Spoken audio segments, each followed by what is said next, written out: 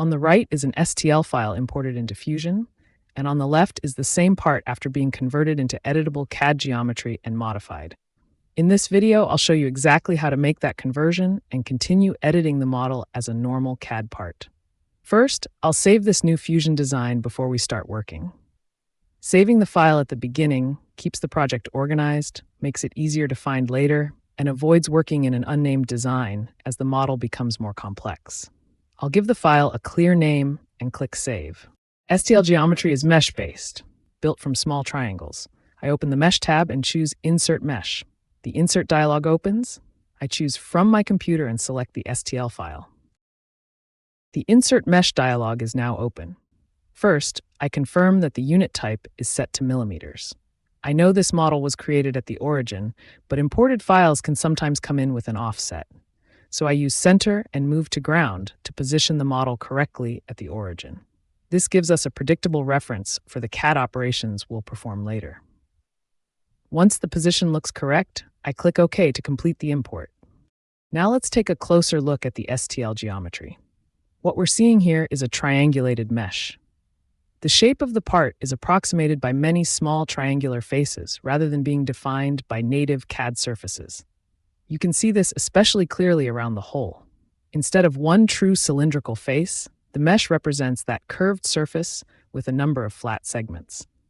What we want to do next is convert these mesh regions into cleaner B-rep geometry so Fusion can recognize features such as planar and cylindrical surfaces and give us geometry that's much easier to edit.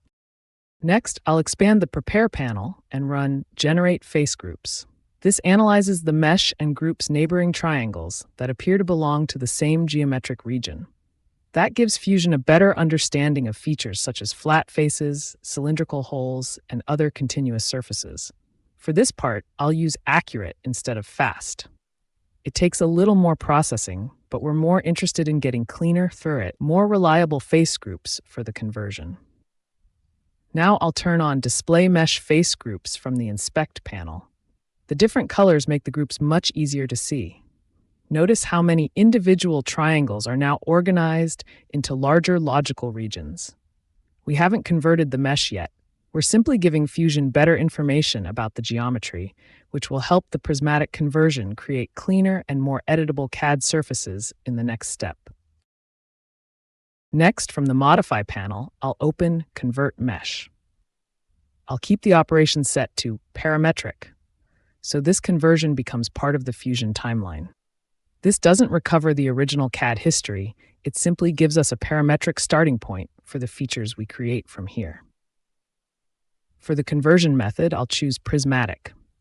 I'm not using faceted because it converts the mesh while largely preserving the individual mesh faces as separate B-rep faces. That can be useful when you just need a direct conversion. But for a mechanical part like this, it usually leaves us with more fragmented geometry than we want. Organic is better suited to scanned, sculpted, or freeform geometry, where the shape is not mainly defined by simple mechanical surfaces. This model is mostly made from planar faces and cylindrical holes, so prismatic is the better fit. It uses the face groups we generated earlier to recognize those regions and create cleaner CAD surfaces. I'll click OK to complete the conversion. Now the mesh has been converted into a solid B-rep body. If I select these surfaces, you can see the difference clearly. The area that was previously made from many individual triangles is now represented as a single planar face, and the inside of the hole is recognized as one cylindrical surface. One important limitation remains. The original sketches, extrusions, holes, or fillets that may have been used to create this part were never stored in the STL file. So from this point forward, we can continue editing and adding new parametric features, but we are not recovering the original feature tree. Now I'll switch to the Solid tab, because we're no longer working with a mesh. This is now a solid BREP model.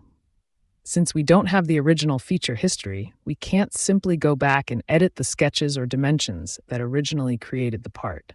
Instead, we can use direct editing tools such as Press-Pull to modify the geometry itself.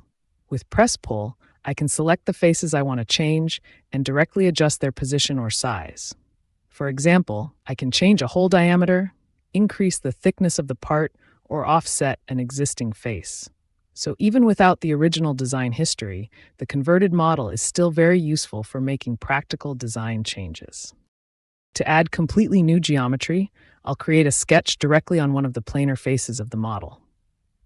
I'll draw a closed profile and use it to cut all the way through the part. So far, we've used press-pull to modify geometry that already existed in the converted model. But when we want to add entirely new features, we can use sketches and standard 2D geometry, just like we would in a normal Fusion workflow. At this point, let's take a quick look at the finished model. We started with nothing more than an imported STL mesh. Then we generated face groups to help Fusion interpret the geometry, converted the mesh into a solid B-rep model, and used press-pull to change both hole diameters at the same time. We also increased the thickness of the part. Finally, we created a new sketch and cut completely through the body to add a feature that did not exist in the original STL. If we look at the timeline, we can now see the complete workflow from the original mesh conversion to the new CAD features we created afterward. So even though we did not recover the original design history, we now have a solid model that we can continue modifying and building on inside Fusion.